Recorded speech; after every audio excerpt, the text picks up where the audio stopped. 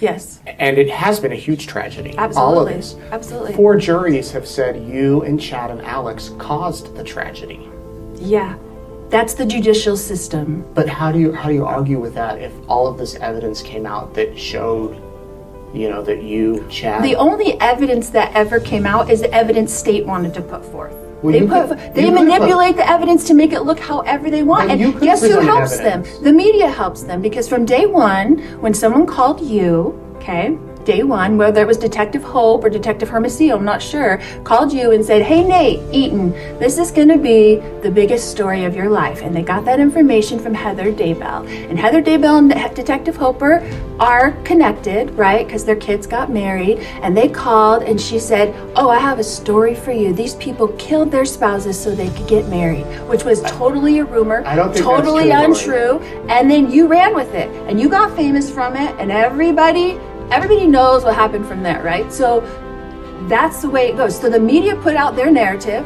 They kept on with it. The state went along with it. The state leaked stuff to the media to say what they wanted. What's false about the narrative? Oh my gosh, everything. Your children were found dead in Chad's backyard. That's not wrong. Tylee was chopped up and burned. That's not wrong. No, that's all mixed up. That wasn't I saw photos of JJ wrapped in plastic and duct tape. That wasn't wrong. Okay. I understand what you're saying of those facts. Those facts in and of themselves are wrapped around a whole lot of untruth. About how they ended up there. Correct. So if Tylee killed JJ and then felt bad and committed suicide, how did she die first? She didn't. She didn't? That's part of their whole fake narrative. That's part her and chopped her up. That's part of everything that they were doing. So I don't really want to get into all of those details with you because you obviously are very set in your mind. I'm not here to change people's minds. I want you to change my mind. I'd love to hear any evidence or facts you have that might make me think, you know what, they have it wrong, but I haven't heard anything otherwise. That's because you've been pushing this narrative for 5.5 years. You're not telling me that your mind is not set on what it is already? Minds can change. They could change Right. if they're open to change. Right. Okay, so miracles are on the way. And you remember I asked you to watch a movie. Open to changing your mind, I will be happy to enlighten you to the things of God. Well, I would love to hear what you have to say. I wish we had more than 4 minutes. I wish we had more time too, because we could really get into it. A couple of more questions for you, and then I know that you have some things you want to say. The night before Alex died, he told Zulema, I think I'm their fall guy. Was he? No, absolutely not, and I don't think he ever said that. No. What were you and Chad and Alex doing in the storage unit, moving the tire and the seat back and forth on the day that Brandon was shot at and the day after? So that's so silly that is, so there was stuff in my garage that I was starting to move into the storage unit. That's what we were doing. And so I moved that stuff in there. The tire on the Jeep? I moved stuff that had been in there, it was just sitting in there. It had been sitting in there. So I didn't have enough room to park. So I couldn't carry it, it was heavy. So I had Chad help me put it in. And the next day, Alex was like, where's all that stuff in the garage? And I was like, I went and put it in the storage unit. He was like, oh, I need that. So we went and got it.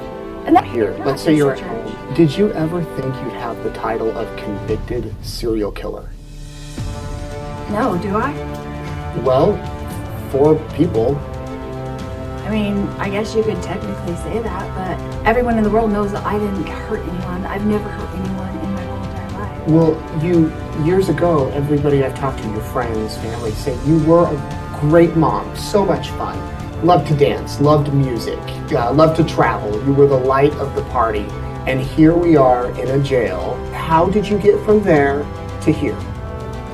God put me here for his purpose. And so you know who he needs? He needs somebody who's the life of the party, somebody who teaches the girls how to work out, somebody who teaches the girls how to have fun and dance and do all those things in this, the worst jail in the country. He needed somebody to come in to the worst jail in the country and strengthen these women. And I'll tell you what happened. We used to have this wonderful lady, and she used to come in, and she's from mental health. She used to come in on Tuesdays, and she'd be down there, and she's blonde, and she's really cute, and she's really fun. She's bubbly like me. And she would come down there, and she'd try to get the girls to work out and give them coping mechanisms and talk to them about stuff like that. And half of the girls didn't like her. They thought she was annoying, and they were waking her up and stuff like that. Because you know why? She wasn't one of them. She wasn't one of them. But you know what I have? I have 7 lifetimes. I have worse So you're on your punishments. 7th life now? No. I'm saying I got 5 life sentences in Idaho. Oh, I'm sorry. Okay, yes. I've got another one here and another one here I was pending. talking about the multiple probations. No, I'm talking about your sentences for... I'm sentenced to 7 lifetimes right now, basically. Why didn't you tell all this to the police? So... Why didn't you tell them all this when you were arrested? Explain this to them. You know, God's told me to do this. Give your defense. Really? What happens to people when they say God told them to do something? They lock them up. Well, I'm locked up. Well, whatever the reasoning, if you really did think Tylee was responsible for this, why don't you tell the police? She had chronic, pancreatitis. JJ had autism. All of these things. All of these things. Why didn't she you tell was them? sexually abused by her dad from the time she was 3 years old and forced by family court to go to him for 10 years. You don't think that was hard on her? She was in the hospital all the time. She had chronic pain. Why not tell the police all this? At the very beginning? Or what are you talking Whenever. about? I don't think you've ever talked to a cop, have you? You know when I called the cops? Leave that, right? When can I get a copy of this? Because I want to read it. But you're gonna... the whole world's gonna get to read it. I'm working on it.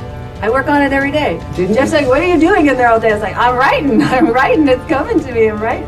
When you were on trial in Idaho, didn't you say that Jesus was going to be back before the end of that trial?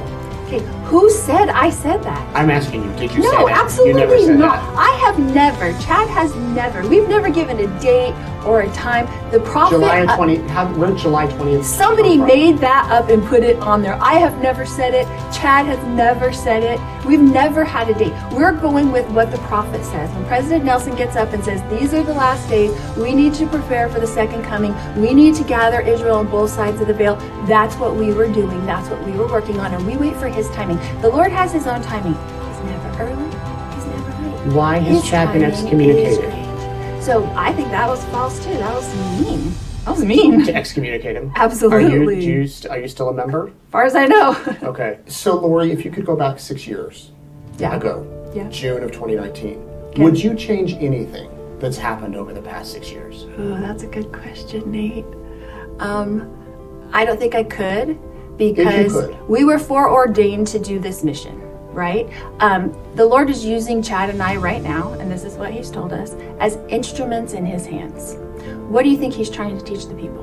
Especially his people, his church. What do you think he's trying to teach his people right now while he separates the wheat from the tares? He has to have an earthquake. It has to be so detrimental. It has to get everybody's attention. Our case has done that. And what is he doing with that divide? He calls it, you know what Jesus told me? He calls it the great divide. What do you think he's doing with it? I don't know, but He's teaching people not to judge. Don't judge something. You weren't there. You don't know what happened. Don't judge. That's what he's doing. And he's separating the wheat from the tares right now in his own house. And he's using Chad and I to do it. So what if you end up going to Pocatello in a few weeks and spending the next 30 or 40 birthdays there behind bars? That would be God's will, but I'll tell you right now, that's not going to happen. It is not going to be 20 or 30 years. No, it is not going to be 20 or 30 years. I will testify to that right now. So if it's not, how about we meet every year on your birthday and we do a follow-up interview and you can give me the timeline? Absolutely. I don't have a timeline other than what the prophet has said. Did you watch Conference?